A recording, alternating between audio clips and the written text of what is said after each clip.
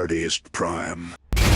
The Breen are on their way. We will defeat all who stand against us! I can't stabilize without engines! Hang on, everybody! We'll sacrifice as many as it takes. Incoming!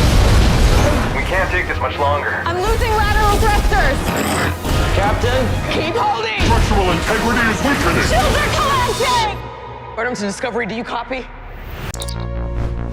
Hi, and welcome to Nerdiest Prime, where we are reviewing every episode of Star Trek Discovery. And we are on episode 8. It's called Labyrinths. We're almost to the end, and let's get to our first impressions. Let's start with Namir. Oh, you're starting with me. I did not like this episode. And I think I didn't like it for a lot of the same reasons that I didn't like the other episodes, even though I always start off these reviews by saying I kind of liked it. But I'm not lying to myself anymore. I don't think I liked it. For a lot of reasons, but it was just kind of boring. I didn't really get into it that much. I still like the Maul and Locke secondary storyline. I think that's sort of keeping the episodes going for me. This episode was no different. I thought that was pretty compelling. But the rest of it, I don't know. I just don't know, guys. Alan. I actually like this one quite a bit. Of course. I was surprised. No, I was surprised. I mean, I've been kind of like, through this season, and no, this one, I don't know. There's something about it. I just like this one. It was a little more. Je ne sais quoi. Yeah, it was just a little offbeat, like weird. I like that. I like when it's weird. Alan just likes libraries. A weird library. There's a weird library and some other weird. But don't you care that it's stupid? How Doesn't that bother you a little bit? What was stupid about it? Yeah, I'm sure you'll try to convince me that I'm wrong, but I really did enjoy this one. Actually, it is probably like my second favorite one of the season after the Time Bug episode. I don't have to convince you of anything, Alan.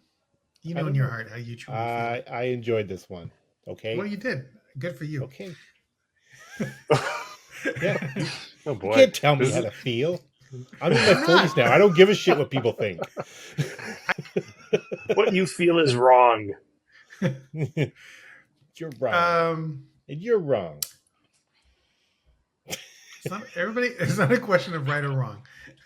Okay, so what did I think of this episode? Well, I think the show is really stupid in general.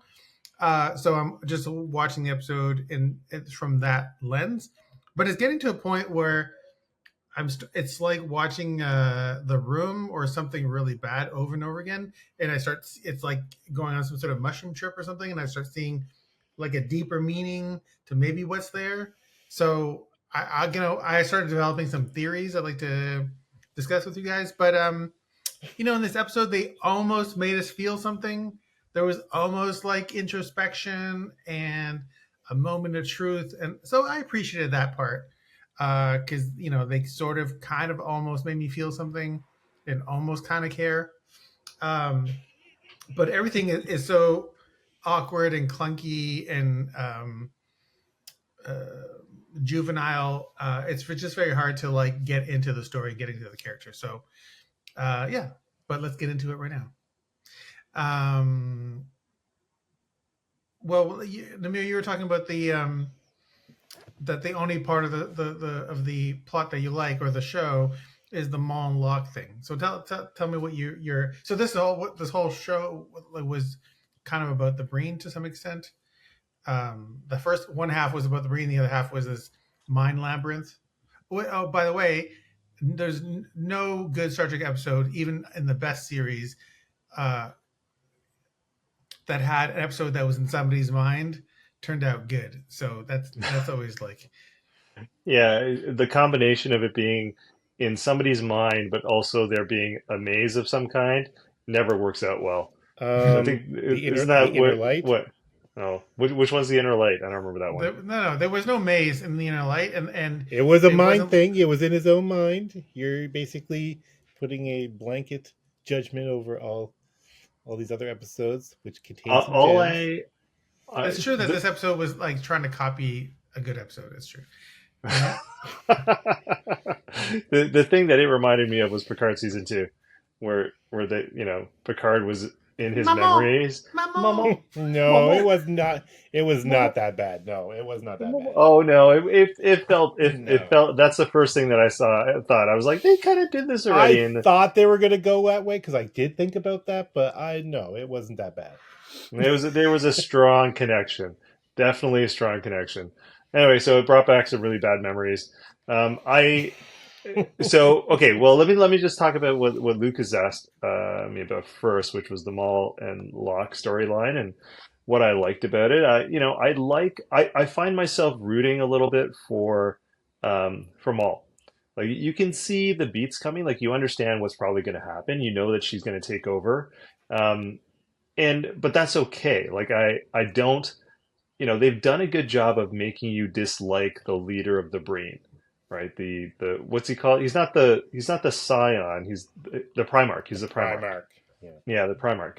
They've done a really good job of making you dislike him, right? Because he's such like a Yeah, because he's you totally know flat, and there's no nuance to. He's just mean. he's That's just it. mean. Yeah, he's just mean. He's just like such a He's Scar from huge. the Lion King. Yeah, he's a huge He's dick. basically Scar. Yeah. Yeah, exactly. And you're like, I don't like this guy, right? And they do a good job of that. And they start to sort of pepper a couple of things in with the other Breen, so you know it's coming. Like there's that the other, as soon as the Primarch named that Breen soldier that was sort of with Maul, right? Like that's the only other Breen that has a name. You're like, okay, that guy's going to do something important in this episode, and that's right. He totally That's felt exactly what like happened. Damar from Deep Space Nine. It's like, oh, they're Oh, positioning him to be the bad guy, who helps out in the hour of need. Yeah, that's it's that's funny exactly because it. I don't feel like they set him up. I think he just showed up in this episode, and suddenly there was like she had a little sidekick out of the blue, and they Well, yeah, made it it was out very of the blue, but unsubtle. Yeah, but they all look the same. So how are you supposed to set them up, right? Like you like there's the he only might way have you been could there do the whole that. time. Who knows? Yeah, yeah, exactly. You could have had so many lines. You just have no idea. Um, Yeah. but I like how they did that. I was really hoping for whatever. I was really hoping that some sort of rebellion would happen, and it happened in the episode, and they did it in kind of a cool way. Um, so I like that. I enjoyed watching that. Like I found myself, obviously not caring about the other parts of the episode, like the Burnham in her mind maze, coming to terms with Book and her feelings and all of that garbage. I was just like, how do I fast forward this? Like, yeah, I was like, what do I do? What, no, do I have to watch this? I can probably fake it. I really probably don't need to watch it. But I watched the whole thing, but I kept wanting to go back to the other storyline, and that storyline did disappoint. Like I've said in other times when I've talked about it, that it's not good, right? Like the monologue storyline is not good, but it's better. It's usually better than what the main storyline is in the episode. So I was happy for that. I'm glad there was some resolution there.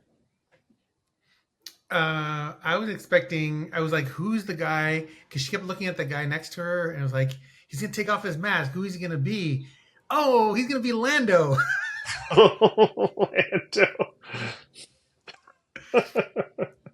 They told me What do you they think? fixed it.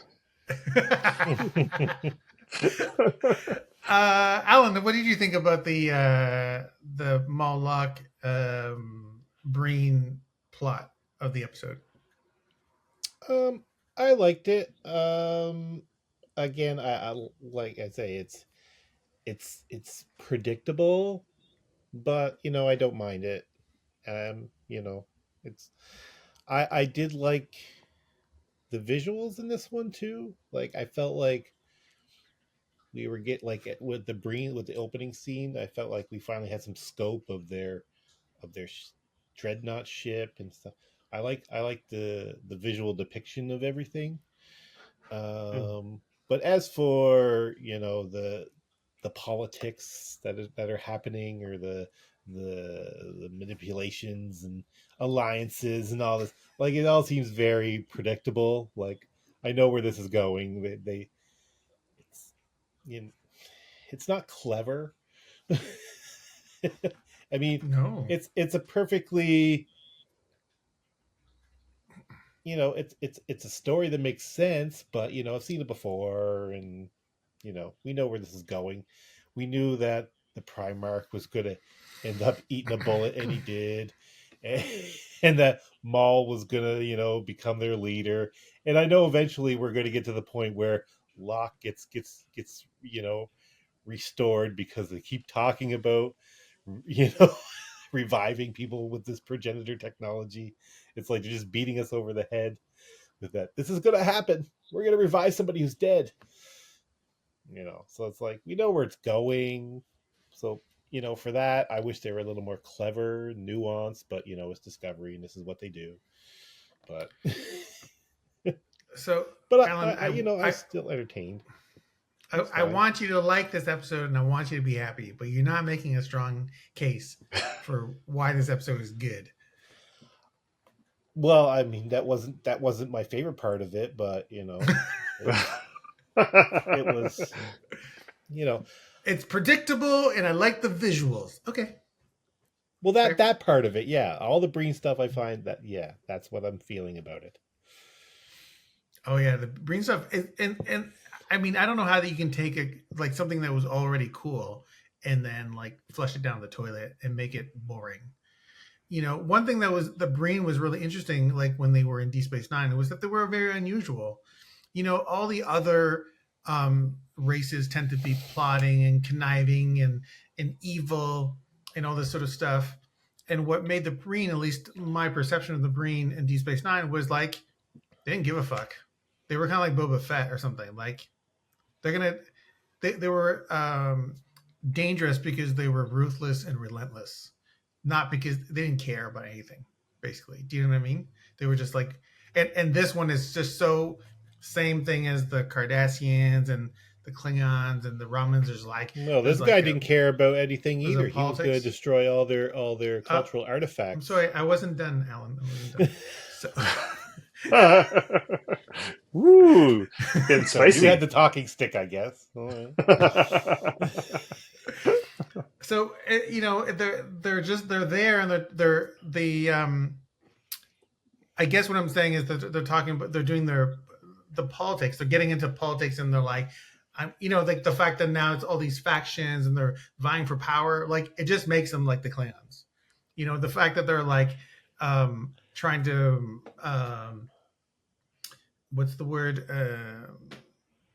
Politically maneuver to ascend a seat of the throne. That's kind of like the Cardassians or the Romulans. And so that's basically my problem with it, is that they're just very generic. They went from something very specific to, the only thing that makes them specific is that you can't see their faces. So. Well, how would you have done it? Well, I would have kept them more well, first of all, it would be the whole show would be totally different. I would have recast everybody. It's completely different characters. I think it's just, I mean, I would just kept the Breen the way they were. They would it's like the Borg. The Borg are interesting because they're they don't care. They're destroying your world, but they don't have any passion or opinion about it. And that's what makes them scary. And I think the Breen, to me, felt more like in that direction. I mean, was that your sense of the Breen, Alan? When in Deep Space Nine? The Breen in Deep Space Nine never really did much for me. That seemed like, I remember them being introduced, and I don't feel like they did much. They were just basically. They felt like an Alpha Quadrant version of the Jem'Hadar. It seemed like they just needed some muscle. Dominion made an alliance with the Breen, and then they did all their battling, and it was they didn't get much development. and their one guy who was like the recurring character, he was coming and you didn't. And then the other characters would basically say, "Yes, you have a good point about joining forces with," basically explaining what they're saying without them saying anything. I I didn't find them that compelling, honestly. And I mean, like, and what they're doing with them here is not particularly compelling. I think Star Trek has a hard time making alien races feel alien. They're always they always have a lot of human drives and motivations, emotions and passions. And I know that's supposed to make them relatable, for the viewing audience, but, sometimes you just want to see like a species 8472 or something, they create that's just so alien that they can't relate to. And, but, like you say, these Breen are just more of the same, really. They're just, like say, they're just another version of the Cardassians, the Klingons, the Kazon, all them ones. Just people all wrestling for power. I'm okay with that. I mean, how much can you do? Like, unless they're a completely, strange race like the Borg or, what is it? Species That's what I want to see. 175312. I want to see strange aliens with strange motivations and strange desires. And it's species goals. 8472. Get it right, Namir. Oh, right. Do you think they call themselves that? No, it's the Borg. It's what the Borg call them. So I think it's like the Borg is sort of an outlier, right? Because the Borg is so menacing because it's completely different from everything that we've seen, right? That's why they were so cool, right? Because they were this collective and we hadn't seen like an alien race like that before.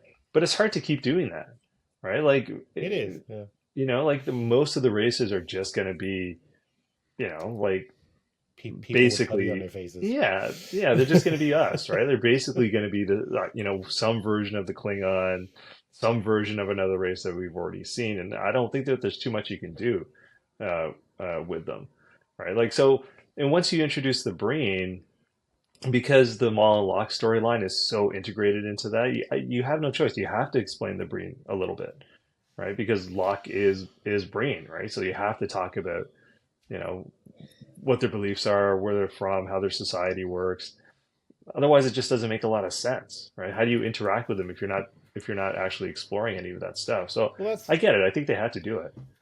But I think they did that on Enterprise with Phlox and the Denobulans. Like Lucas and I, we just watched Stigma there when you were here, and like just their culture. You're like how the Denobulans with their special marriage and their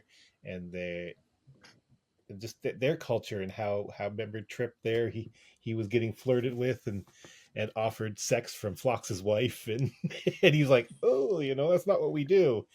But I felt like that race got lots of development and a lot of odd quirks and cultural differences, and they explored that stuff, and it was cool. But I feel like there's not a whole lot of that, like it's just a lot of bumpy people just infighting, and it's like Yeah, I just want to see quirky, weird aliens. That's all.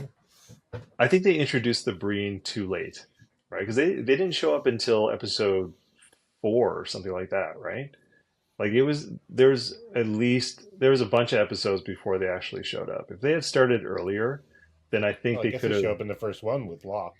We just didn't know he was a Breen. No, yeah, exactly. Like you don't like the race, right? Like Breen as the species, the Breen, like the big bad. They don't show up until later. And I think if they had introduced them in the beginning in episode 1, then you would have had some time to maybe build out something a little bit more interesting, right? You would have more time to make them a little bit different, not just like this generic, evil species, right? But if you do that, then they're a little less menacing. Yeah, I don't know. It's like Jaws, right? Like, do you want to know what the shark is thinking? Like, I don't know if you do. If the shark was in Discovery, you'd be like he'd be explaining all his motivations, and then we'd go into his backstory and how he's mistreated by his parents, and that's why he goes on these murderous rampage, and he just wants love in the end. And Yeah, the shark is just emotional eating. That's it.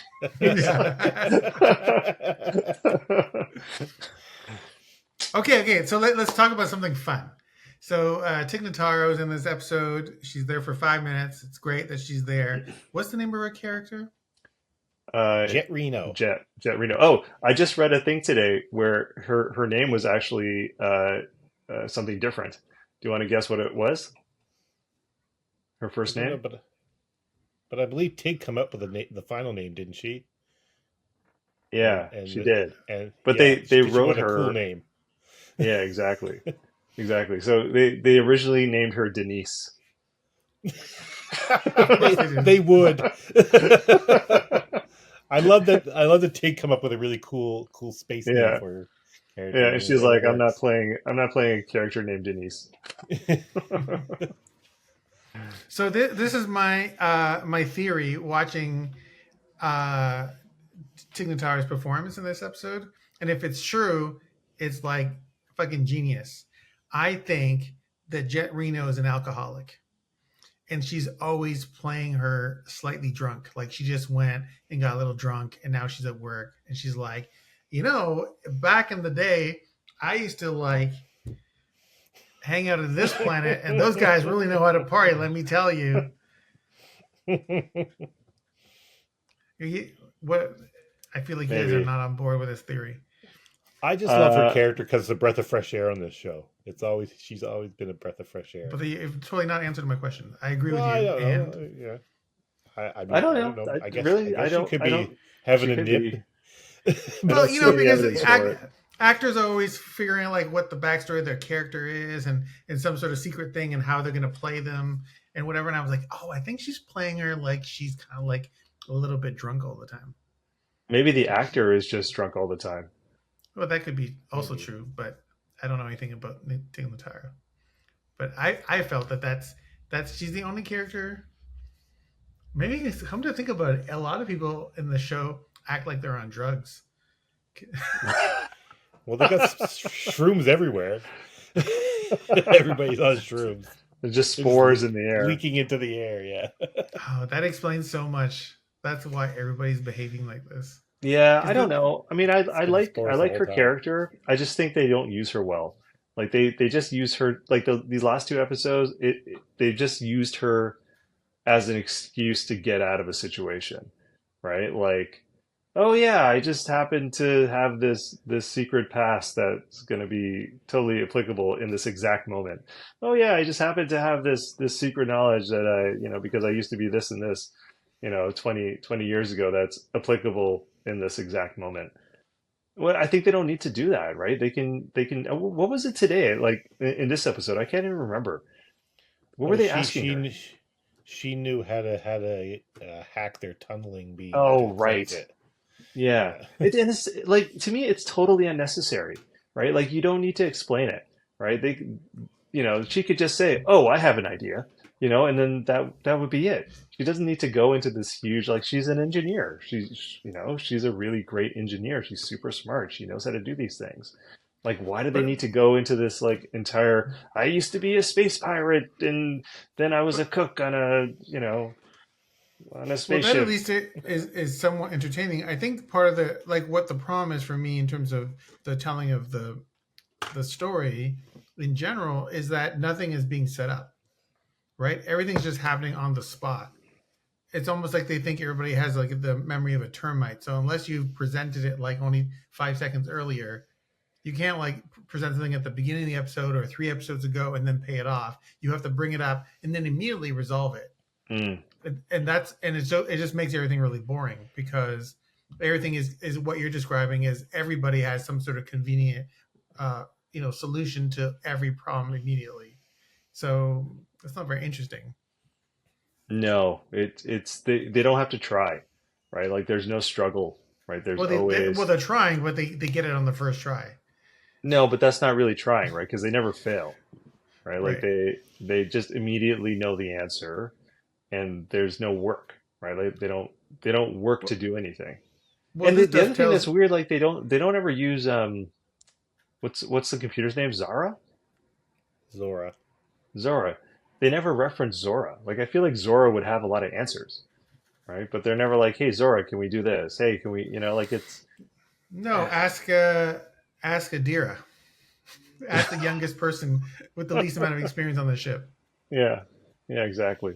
Yeah. Mm. Oh, I wanna correct a faux pas. I kept calling Adira she and Blue Del Barrio she last time or whatever the last. But then Yeah. I realized that not only does Blue Del Barrio identify as non-binary, but the character of Adira is also non-binary. Yeah, So that's true. Hmm.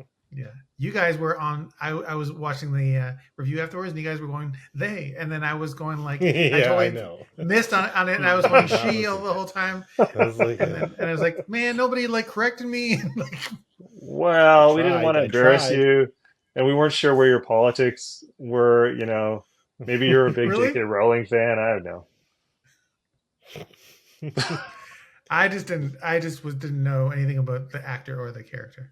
Hmm, Yeah, fair but now enough. I do. There There you we go. go. Good. Yeah, Good Good for you. stuff. The more you know. Good stuff. yeah, I bet they would appreciate that. yeah. Well, but their character still sucks, regardless. Yeah, that's true. Yeah, that is true. And I think there is an interesting character there, but Yes, that it's Adira is such a not being written disservice, well. like Yeah. to have a non-binary character in Star Trek and then make them the most boring person. I mean, to be fair, everybody on the ship is boring. They are not necessarily more boring than everybody else. So, anyways, Good. Good. You're trying. You're trying. That's what counts. That's what counts. You my kids would be so embarrassed of me right now. I embarrassed Um, oh yeah, so this kind of dovetails perfectly. We were just talking about they don't have to try; they just get it right away. But in this episode, Burnham actually tries and fails and tries and fails to resolve this thing. It's still I a know, and I little like too that. easy. Tell us more. Tell us more what you liked, Alan, about that. so that we may make fun of you afterwards. Thank you, thank you. I love being made fun of.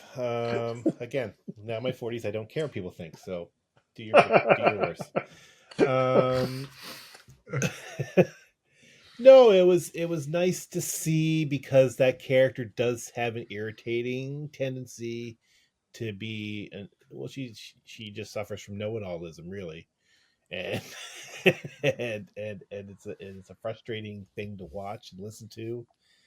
And it was nice that she didn't have all the answers in this, and she thought she had all figured out, and then she didn't. And I like how the book avatar was basically like, "Yep, yep, yep," and then just watching her fail. It's like, "Oh, I'll help you."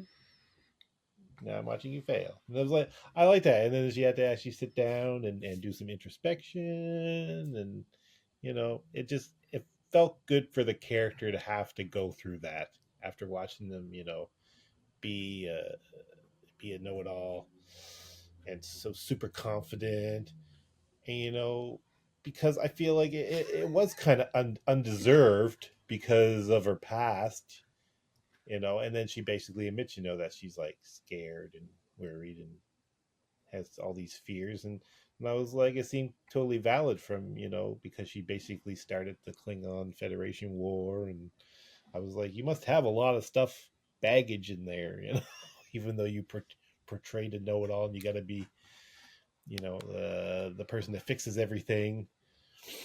And no, I thought it was good for the character. I mean, I have a hard time getting behind Captain Burnham, like finding some way to relate to her, and I like that she had to have that journey in this episode. So Yeah, I didn't understand any of what happened. I didn't get what the test was. I didn't understand why she was failing. I didn't understand how she got out of it. It just felt out of the blue. Like it just suddenly felt like, okay, well, how far are we into this episode? Okay, it's around the time where you get the right answer. So Book is like, oh, you got the right answer, and I'm like, what? What was the right answer? I don't understand. Like What I it, think the right answer was that she had to be like vulnerable. Like I just imagine like the Humble. the brain guy was prefect or whatever his name is. If he had been there, he'd be like, "Give me the answer right now. I'll fucking shoot you." And then he'd be like, "Nope, you're not getting it." And then they would have melted his brain because he wouldn't know how to be vulnerable and introspective. So that's how she won.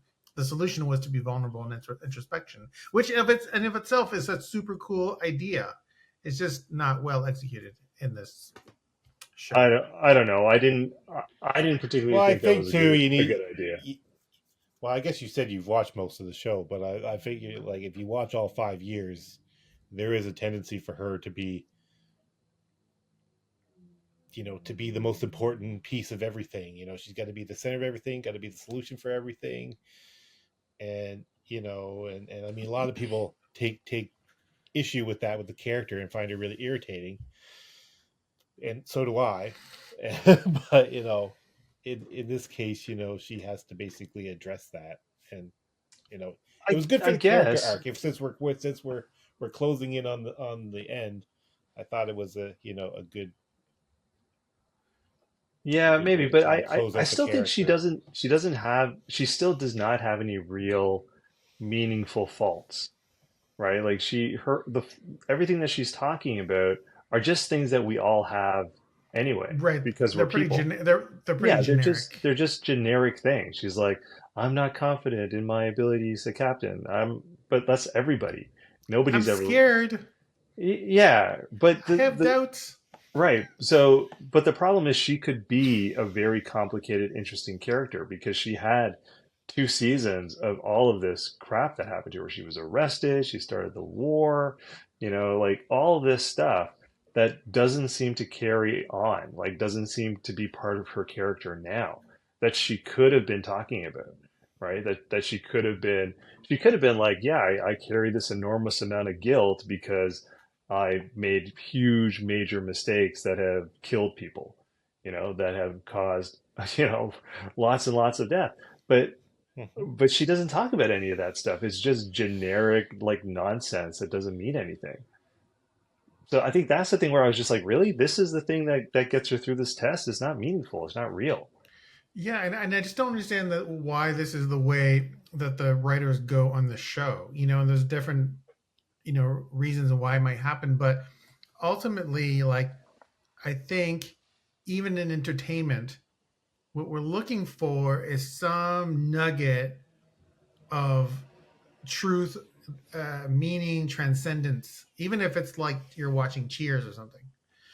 And I think um, there's a sort of a very, very cynical approach to making some of these shows where you're not, you I think it takes the writer to dig deep inside of them to bring that stuff out. They themselves, as of the performer or as the writer or as whoever's making the show, has to dig deep a little bit and be a little bit vulnerable. And in through that process, connect with us on a human level. And I think if the writer says, you know what, I don't feel like going there, so I'm just gonna write generic shit, I think we all feel that. And I think that's really when I feel upset with this show. Like I feel like, yeah, there's a complete disconnect between the person making the show and me, because of these characters. Nothing feels real. Yeah, it doesn't feel real, and it all feels like very surface, right? Mm-hmm. Like they're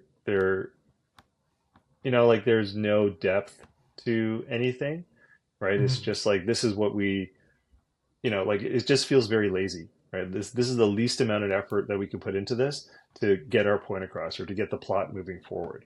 And that's actually what it is. And normally I'm really like a stickler for plot over character. Like I think that's more interesting, but I think that's what they're doing here, and it doesn't work at all, right? It's just like what do we do to get us moving through the episode? Mm-hmm. What do we do next? How do we get us through the episode in the cheapest way possible, right? Mm-hmm. And it's like, well, we'll do the entire episode in the library and come up with an excuse for why it's a library in her mind You know, it's the exact same library in their mind, right? So that we don't have to have two different sets. It'll be the Right, same location. and Alan, you made a good point that there's been a lot of good Star Trek episodes.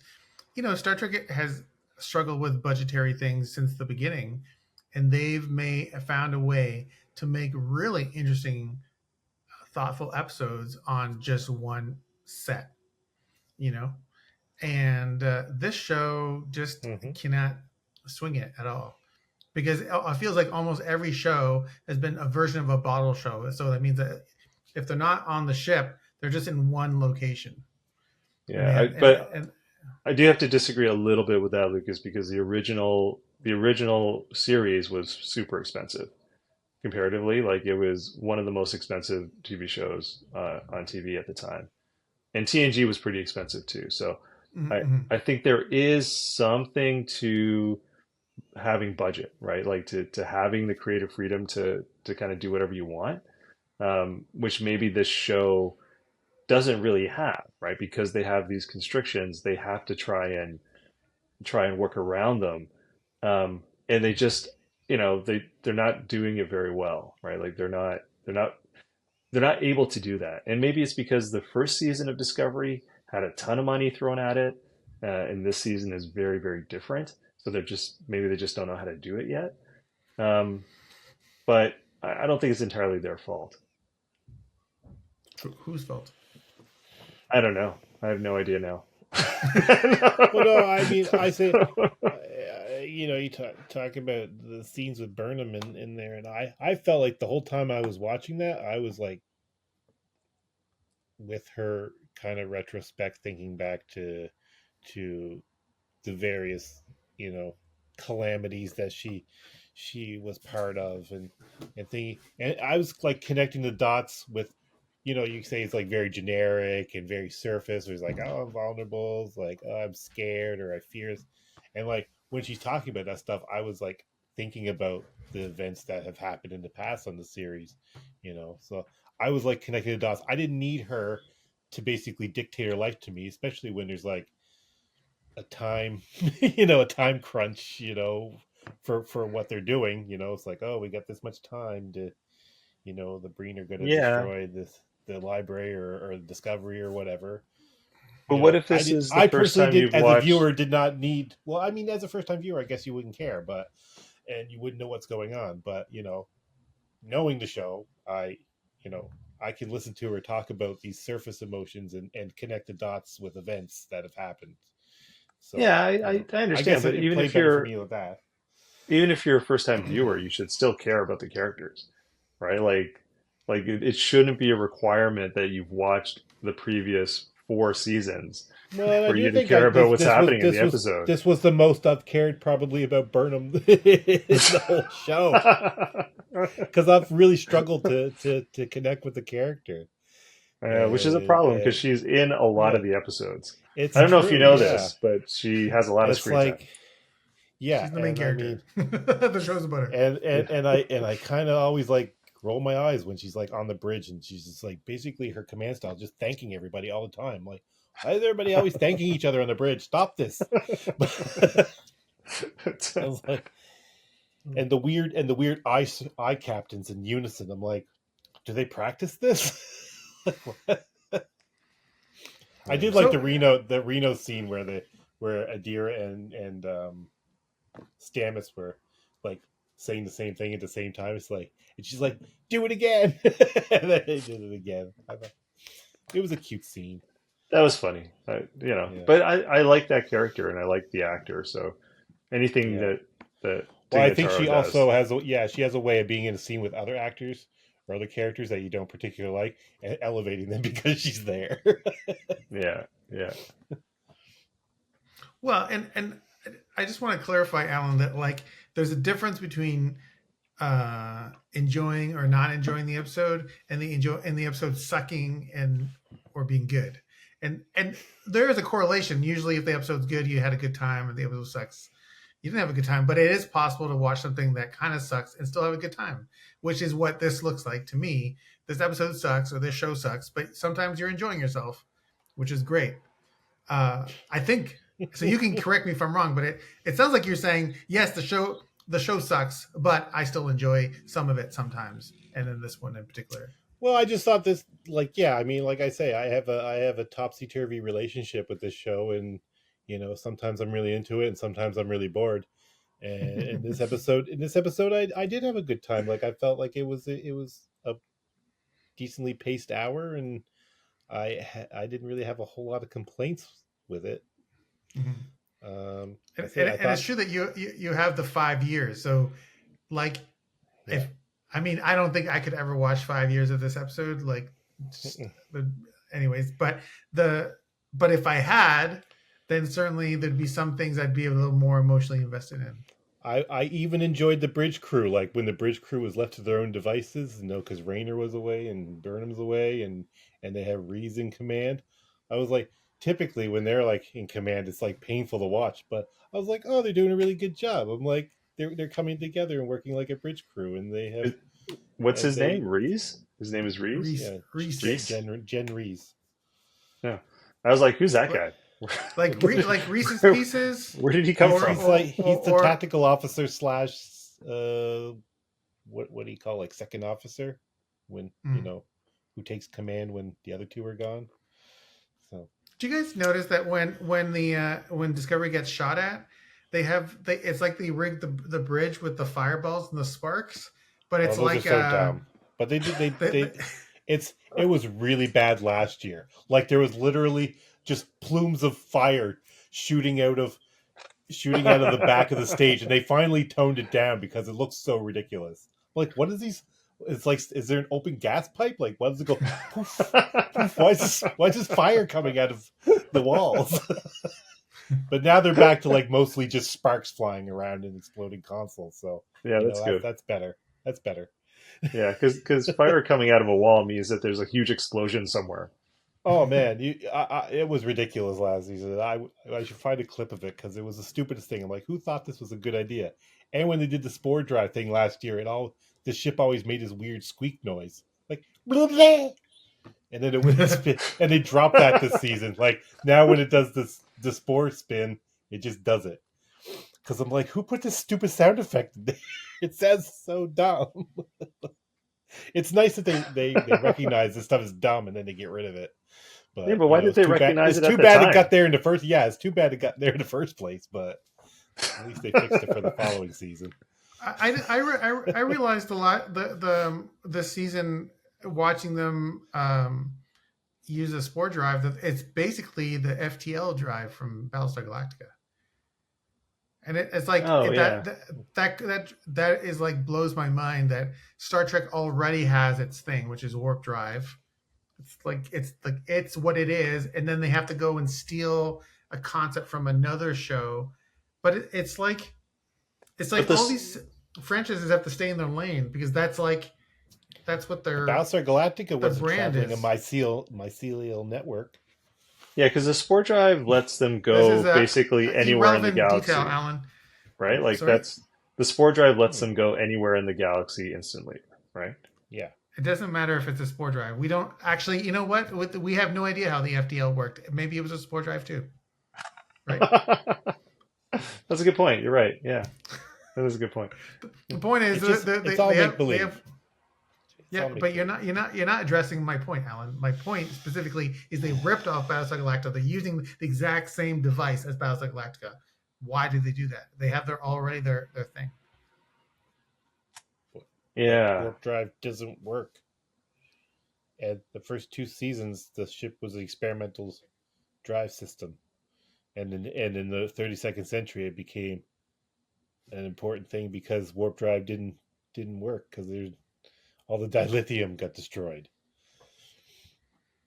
So I mean, right? Yeah, that's right. Right, all the yeah, I remember that. But when they invented the show, they didn't. It was like when they created the show, eventually they was like, we're going to do this thing. So why did they feel like this was an important, necessary thing to do, especially if it's copying from another franchise? Anyway, how is it copying? They just had a generic faster than light engine in Battlestar Galactica. They never explained it. It was fine. It's because it's Star jumping. Trek feels the need to explain their stuff. Right. No, I get it. I get it. If It's you watch because in any Star Trek, science fiction show, everything is the same. Stargate does hyperspace jumps. Babylon 5 does hyperspace jumps. Andromeda did slipstream drive. It's all the same crap.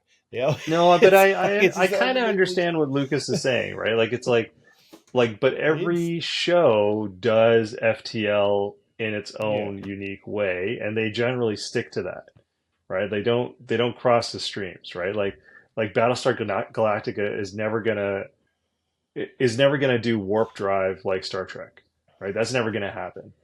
But this show, Discovery, does faster than light travel like Battlestar Galactica, and it feels wrong.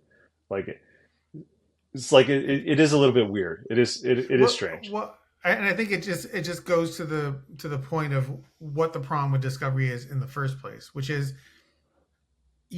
and I was just reading, I think it was Matt Jeffries or somebody on the original Star Trek. Oh no, it was anyways, it was somebody from the original Star Trek, one of the producers. And they were saying, when you create these universes, they have these rules, and you have to respect the rules because you're inviting somebody, the viewer, into this make-believe thing, and they're only going to invest emotionally in this make-believe thing if it feels real, and it's only going to feel real if you have rules and the rules are consistent. And you start cheating the viewer out of these rules and just doing willy-nilly whatever, then I don't care anymore. And I think that's, apart from all the other problems, that's the other problem with Discovery, is it's going, I'm doing my own thing. I don't But care what Star Trek was in that the was past. the I'm just whole doing whatever I want. basis. That was the whole basis for part of the base concept of the show was that the ship is a science ship and it has an experimental propulsion system. What's the Yeah, but problem it with also but you have to then start asking like, okay, well, if this that? show It's not like warp happens drive in doesn't exist anymore. They just have a specific ship that has a specific experimental drive. But what about just responding directly to what I'm saying? Because I feel like you have probably a good thought, but you're not responding to exactly what I'm saying. Like, what do you think about this idea that shows should have rules and they should stick to the rules? And But I don't see how they've defined their own in-universe rules. I get it. right, but you So don't feel warp you don't drive feel is like still Discovery, there. right? It's not like they're ignoring the established ways of well, getting around. I think the problem that I have with the show is the timeline, right? Because Discovery takes place before the original series, and it takes place before TNG, right? So there's Yes, no initially, yeah. yeah. So initially, right? But when they first started the show and they had the spore drive, they had all that stuff before the other shows, right? So, but though the spore drive does not exist in the original show It's and because TNG nobody and knows that Deep Space Discoveries Nine. exist because they were sworn to secrecy. I know, And, which is it's just- stupid. Which is stupid. Which is like we're going to That break is the rules of the show and everything that we've set up to make this universe feel real. And this is the lame excuse we're going to use to make it work, right? So to me, that's the major problem. It's not the fact that they have it; it's that there's no mention of it or its Well, technology in any it of the was other shows. it was also problematic because they had no way to interface with it without um, abusing those tardigrade creatures. And then there was like the one, Yeah, and then they infused Stamets with the tardigrade DNA, but that kind of fucked him up.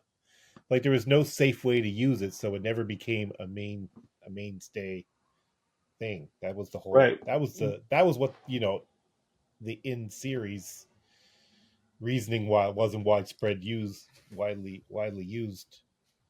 But Later that on. in itself goes against the entire ethos of Star Trek, right? Like, the Prime Directive, peace, honor, do no harm, that kind of stuff. But meanwhile, they've got this alien creature that they're Well, they using, that didn't they're realize. torturing to. Well, they didn't realize because I think Lorca was harboring it in secret, and they were like, there was some shady Oh, shit going on. But I'd have to go back and from the watch it mirror again. universe. I guess. I guess it just feels like the more you dig, like there's no treasure at the bottom of this hole, right? Like it's Yeah, just well, I all mean, shit. once they figured out that they were hurting, life forms in that dimension, they did, pledge to stop using it, I believe. But then when they got to the story second century, book can interface with it and blah blah. They come up with some I get complicated it. excuses. I get it. Like I know that there are that they've written their way around it, but the whole spore drive does not add anything to the show. Like it doesn't do anything, right? Like it On an emotional like storytelling. yeah, on an Yeah, emotional yeah. storytelling level, right? Like it literally doesn't add a thing. So I never really understood why it existed, right? It wasn't cool. Like we got to see a giant tardigrade. I guess that was all right. That was pretty fun. But like it didn't make this, it didn't elevate the storytelling in any way.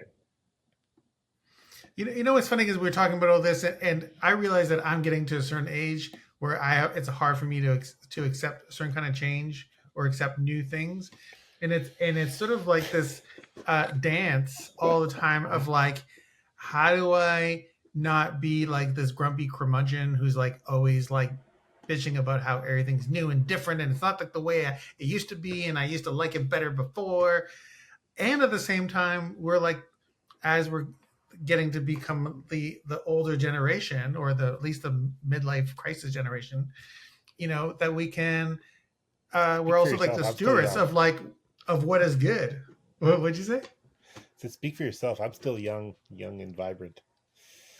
Young glow. You're the guys Vibrant. pushing midlife. That is true.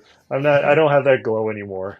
It's No, but it's it's even pretty like dull. well, I mean, I know we're getting way off topic from reviewing the episode, but it's like you say about Phantom Menace being back in the theaters now. And didn't you say your kids wanted to go see that? Because that's Mhm. their Star Wars. And those movies are not that good. Mhm.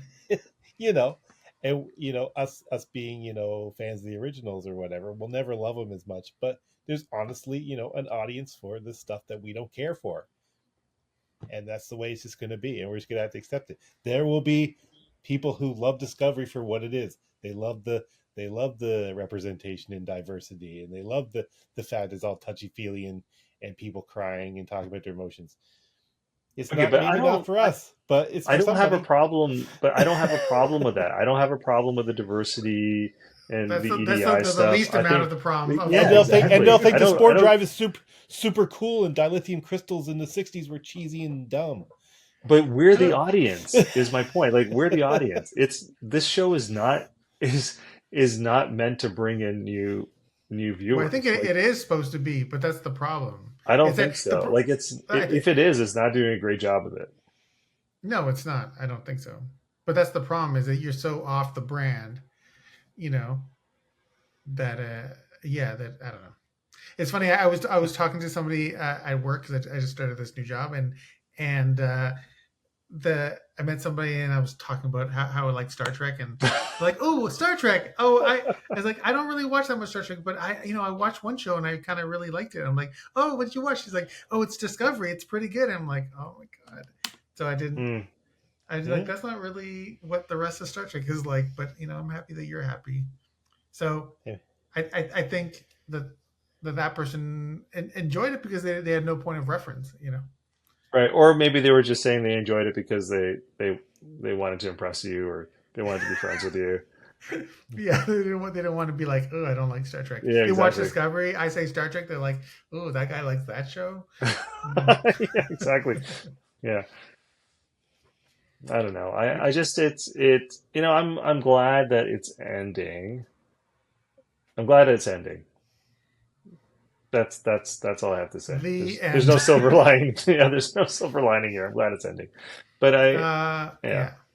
I thought Alan, you were gonna get your space battle in this episode, but no, I she's got like a kind lot, of did. I was like, there was a little bit camera. of excitement. There was some more. There was Yeah. more excitement than there was last week.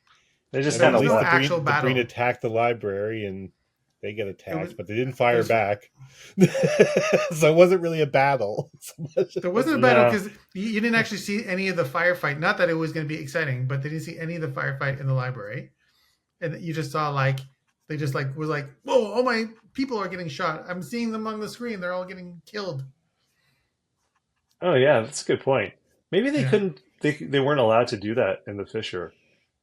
Yeah. Well, we should just say that for the audience out there that this episode was shot at the what? And at the University of Toronto, and the name of the library is the Thomas Fisher Rare Books Library.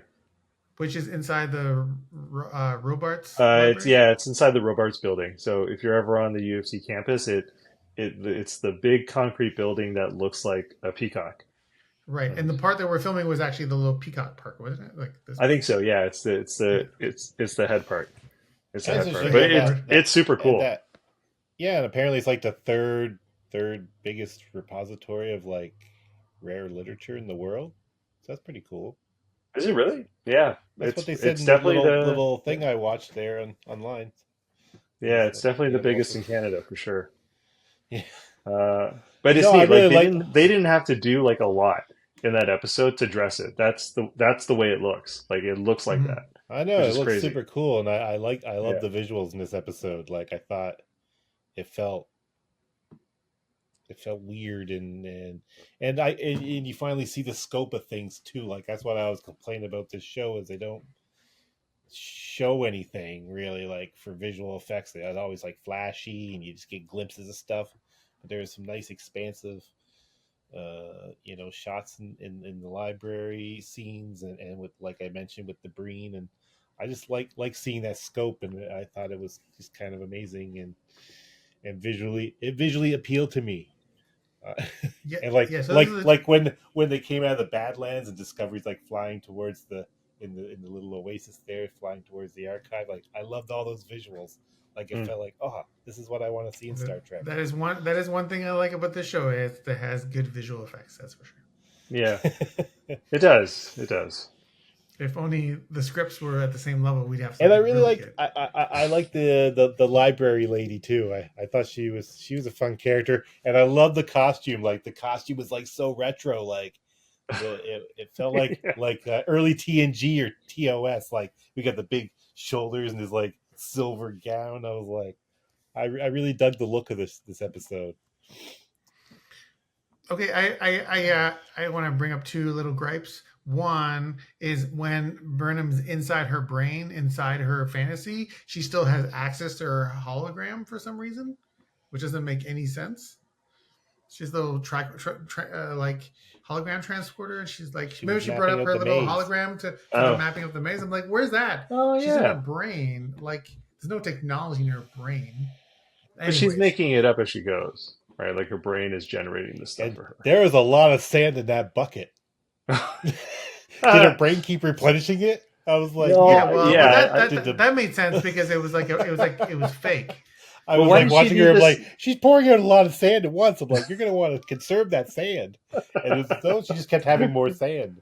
I'm like, why did she need the sand if she had a map?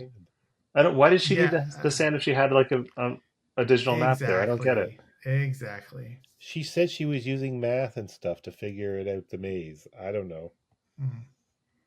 Really? What math? It didn't. But she failed, so that didn't matter.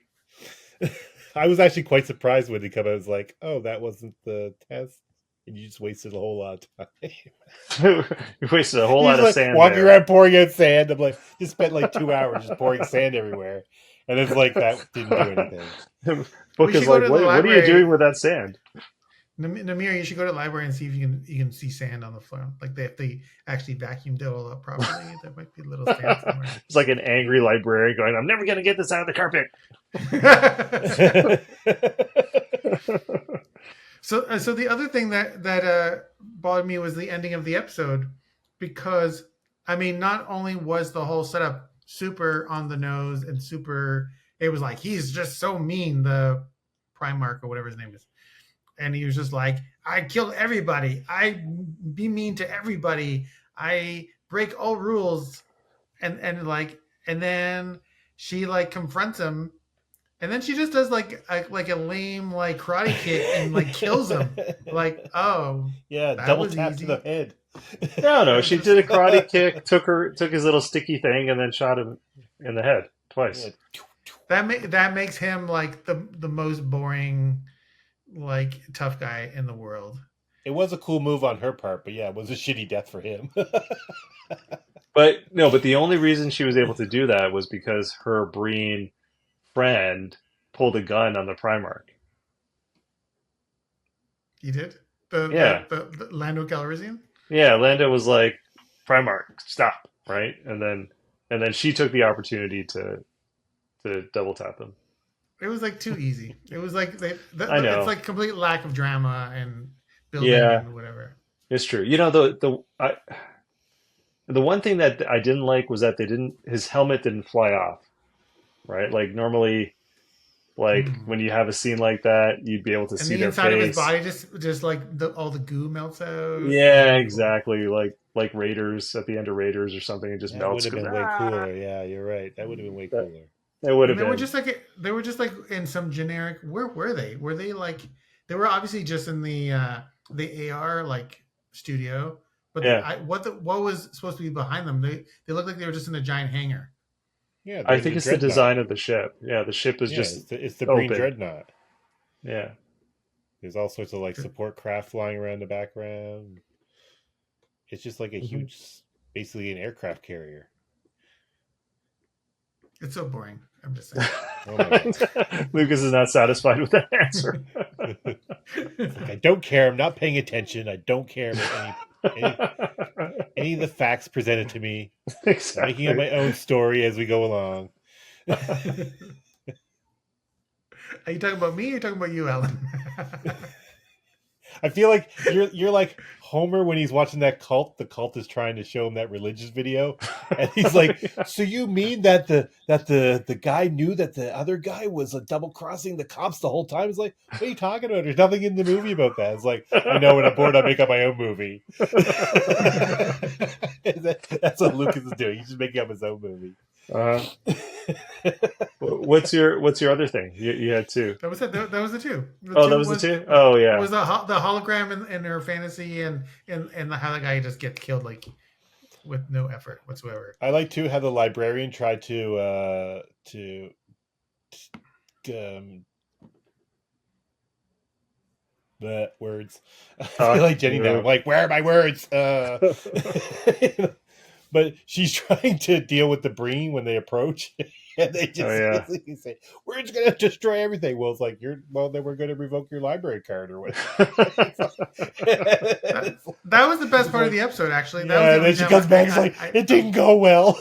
They're coming and they're gonna destroy us. Why didn't they just leave? I thought can't the library like jump? yeah, it could jump away, use their Sporg drive, their FTL drive, and They're go yeah, away yeah. and They, go all the way to Earth. they have a tardigrade somewhere in there. It's like in the pilot seat. I don't know. I felt like this episode had a lot more excitement than we've seen. Well, especially last week. So I don't know. I had a good time with this one. Yeah, I I actually thought guess. you guys would like it more. I was like, oh, they might actually like this one, but I guess I was wrong. I'm a Oh terrible, yeah, terrible you were judge of wrong. taste, apparently. No, no, it can't be helped, right? Like it's if the episode has all the same characters, then it's not going to be an episode I'm going to enjoy. Yeah, and the other thing is, it's like it's like crap and dirt. Dirt is better than crap for sure, but dirt is not good. Like, Oh, so giving your I'll analogies. Especially if you're pouring it all over the library floor yeah, exactly. for some reason. Okay. Do we want to do our final thoughts and our ratings? Alan has a deep thought. I can tell. Go. I don't have a deep thought. Oh, okay. No, like I said, for all the same reasons, I would give this one a high mark. I say I had a good time. You guys have not convinced me that I did not have a good time, and that I'm just We're not suffering trying from to convince Stockholm you to syndrome. not have a good time. We're just telling you the episode. What do you mean? You told me that at the very start where I said it was good. You're like, oh, we're going to convince you that it's not, or whatever you said. No, we're No, going to we make fun didn't- of you. yeah, we didn't We're say gonna that. make fun of Right. you. Oh, okay, just make fun of me. It's Okay. totally different. Well, Yeah, completely have at different. it. I don't care. I like what I like. Yeah. So again, I know you guys are gonna make fun of me, but I'm giving this one an 8. I really enjoyed this one. Sorry, 8 out of No. 10? Yes, 8 out of it's a Discovery 8 out of 10. again, like you guys, it's a Discovery 8 out of 10. That's still Because, high. That's you still know, like a It's a still TNG high, but yeah, 5. I really did enjoy this one. So you enjoyed this as much as you enjoyed something like Data Lore? I I enjoyed feel this like more you than enjoyed Data this Lore. more. Yeah, You enjoyed Data it more Lore than is Data Lore? terrible. But I do like Mm, Data Lore because it's bad, and I like to make fun of it in a loving way. But it's it's really poorly written and poorly acted, and I don't know, It's man. not. It's not poorly acted. I don't even think it's poorly written compared to this. Like well, no, I this don't episode think it's makes it poorly look like acted. It's Citizen poorly Kane. written because it made everybody look stupid in that episode. But yeah, Mm. this is better than Data Lore. Yes, Oh 100%. man, Okay, just your don't turn, see man. how. Yeah, I didn't like this episode. I like the monologue component of it. I thought that was interesting. Like she's probably the most interesting character in the show so far for me. So I want to see what happens with that storyline. I think you're right. I think they're going to bring back the progenitor is going to bring back Locke in the end of it. They use the Fisher Library, which is awesome. Such a great looking location, but you can't use it more than once, right? Like you can't use it ever again in Star Trek just because it's going to be the same place. You can't change it. So I'm glad they were able to use it for this. Good choice. But other than that, yeah, I'm not a fan of the episode. I thought it fell flat for me in a lot of ways. Um, so I'm going to give it a 3. I realized that I've been giving all these episodes way too high marks because I was giving them a discovery grade, but it implies somehow if I had to give this episode a discovery grade, it would be like an 8 or a 9. But there's no way that this episode deserves that high of a mark. So I'm going to retroactively Well, I change all my disagree. ratings to twos or threes. You're going to bell curve it. And out of the twos or threes, this one will be like a 3. It's like on the higher end, but I just wanted to be clear to anybody out there to not watch this stuff. So if I give it a 3, then they won't watch it. If I give it an 8, they'll go like, oh, maybe it's not so bad. I'll watch it. And I wouldn't want to do that to somebody. Not even I like think they MG. like it. If you sat a normal person who's not a Star Trek fan, and you sat them down to watch Data Lore, like you just talked about, and this episode, and which they would enjoy more, it would not be Data Lore. I don't know about I think, that. It so is not as bad as you make it out to be. well, but the point is, it's like, I think for me, the point is TNG as a show is a great show. I don't think that Data Lore is emblematic of what TNG has to offer. Well, you were just telling me that this is like on the same level as Data Lore for me, like my rating wise. And I'm like, no, this is a far better crafted episode than Data Lore. Namir was saying that. I don't I had think nothing so. to do with it. I think it looks better, but from a story perspective, it's way less interesting. It's totally predictable. The characters aren't doing anything that you're interested in. There's no tension. There's nothing funny in it. It's just so bad. There's nothing in it that's redeemable. I agree with both of you. That's what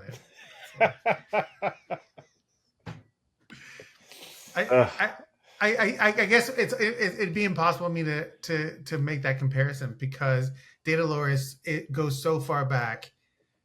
Like I don't know what age I was when I saw it, but that's how I saw that episode. There wasn't the option of seeing the Discovery visual effects, music, acting version of Data Lore. That's what TV was in 1987, 88. But to look at it with 2024 eyes, like I still love TNG from 30, 40 years ago.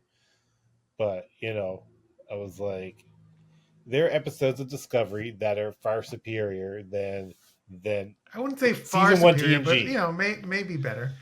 Yeah, and that might be true, but it's not this episode.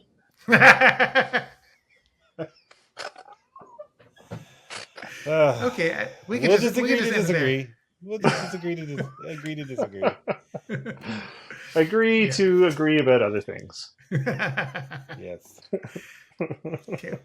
It's Well, okay. there's only two more episodes to go, and then we can get back to reviewing Star Trek: The Next Generation, which is really Yeah. what I Well, want to do. Discovery could pull it out of the fire in the last episode. You could be like, "This is How the would that greatest." happen? Maybe they're building up to something amazing. Maybe they put all their Next energy into the last episode. next week is a Frakes directed episode, so maybe Oh, there you it'll go. be, That's already a plus, big check mark in the this could be okay and Listen, watchable column. I've already, I went through the whole prequel trilogy with this whole mentality of like maybe the next one's going to be better, and I'm not going to get fooled ever again. It's not going to get better. It could. You don't know. Keep an open well, mind, Lucas. the third one was the best of the three, That's true. which was a Third one low was not bar, that bad. but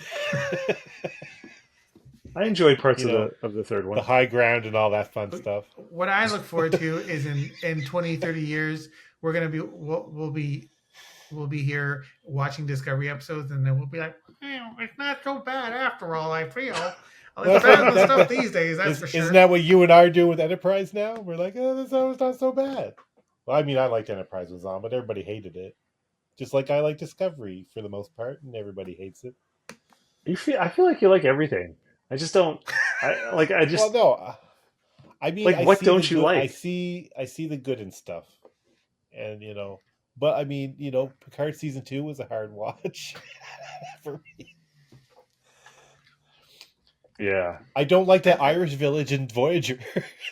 I feel like we all three of us like Star Trek in general, and when there's new Star Trek, we wanna like Star Trek. Yeah. But the difference I think between Alan and us is that I think I do you're sample wanting a for it lot to of be science good. fiction. You're too. you're able to like make it in some cases work, and in my case, I can't like. And I can't get there with I Hope just alone. love science fiction TV series in general. Like I like the cheesy effects. I like the amazing effects. It runs the gamut. If you look at my collection, I have lots of mediocre science fiction TV shows and the good ones. Like I just find something to enjoy about all of them. I mean, there's a few I hate. Like I tried to watch The Ark. Has anybody tried to watch The Ark on Sci-Fi? That was absolutely awful. They tried to be Battlestar Galactica. It was terrible. I tried to watch The 100. I didn't like that. I do try shows and then I end up hating them. So there are things I hate. Starlost. Starlost is fucking terrible. I tried to watch. I love that. Starlost. Oh, Starlost is that's great. Terrible. Yeah. Have you seen it, Namir? No, I don't know what that is. It's a Canadian show that stars Cara Duella. Okay. You know who that is? No. Yeah. He's the main, kind of like the main character in 2001. Oh yeah, of course. And it looks like it was shot on a handy cam. Well, it was shot. What the thing is, they shot it in Toronto, and they were trying to like figure like a cost effective and all that sort of stuff. And I think at the time, which was the late 70s, that like video is the future, so they shot the whole thing on video. Oof. Garbage. It looks like garbage. But I learned of this. I learned about this show through Peter Gaskin. Peter Gaskin told me about it like 15 years or 20 years ago, and I was like, I need to watch the show because the premise is so amazing. And so I got it and I started watching it, and I just, it's got its problems, but it's amazing. It's so fun to watch. What's the premise? Oh, the premise is, it's like, I'm trying to remember. It's like a Yiddish community, and there's this one guy that thinks a little differently. He's like a creative thinker, and he's like, does nobody ever wonder why we're not allowed to go to this place or do this such They a all thing? act really horribly. And really then horribly and acted. so he decides to violate the beliefs of the village and go to this forbidden place, and he discovers that they're inside of a spaceship. Cool. And then so their community, where Sounds they're in the cool. Yiddish community, but then there's other life pods, and they're in this kind of like generational sleeper ship, and so it's a little bit like there was a episode of The Orville that kind of took from that premise. I think it was like the 5th episode of the first season. Yeah. That sounds pretty interesting. I might watch it. Yeah, and Walter Koenig was played a bad guy in that show. And when he was at HalCon, he And he told plays a funny much story. better bad guy in Babylon 5. There's no competition here. We're allowed to The Star love Loss is whatever we terrible. love. The Star Loss is terrible, and you cannot defend it. It looks like garbage. It's poorly acted. You know, guess what Namir and I are going to be doing? When It we looks hang like out it was this made summer? with about $2. It was made with love. That's all that matters. They shot They a found lot some- of stuff on video, and we were fine They with found it. some scrap wood, some scrap metal, and they made some shitty sets. And then they. Do you ever watch Littlest Hobo? That's all video. It's so terrible. That's It looks exactly so bad. what it's. Yeah, it looks like that. But we still watched it and we loved it. Yeah, but that's like a comfort food family fun show. Like the Star Lost is I trying would to rather punch watch way Star above Lost. its weight, and it's You know what we should terrible. do? We should review the Star Lost. Now that we've gone through a season of Discovery, we can totally get through Star Lost, no problem. Oh, I don't know. This is like from the 70s. That means each season has like 27 episodes. No, there was only one season. No, it got canceled because it was terrible. It only has like 12 or 13 episodes. Does There we go. does it resolve itself or no? Oh, probably Just No, not. ends. I don't think so. I It couldn't. just I ends. couldn't finish it. I watched like maybe an episode and a half. Oh. I was like, "This is crap." You know what? We should watch it and then we'll make up our own ending. Oh yeah, that would be that we'll review every episode, and then the last review will actually be our writing of the ending of this. That the that would be Borg great. the Borg show up and decide that they're not Listen. worthy of assimilation and just destroy them. Yeah. And somehow they end up in a library in their mind with a lot of sand and they talk about their Yeah. feelings the whole time. Somehow Palpatine returned. So, yeah, exactly. Just where in the future, the things we've done and said. Let's just push the button, we'd be better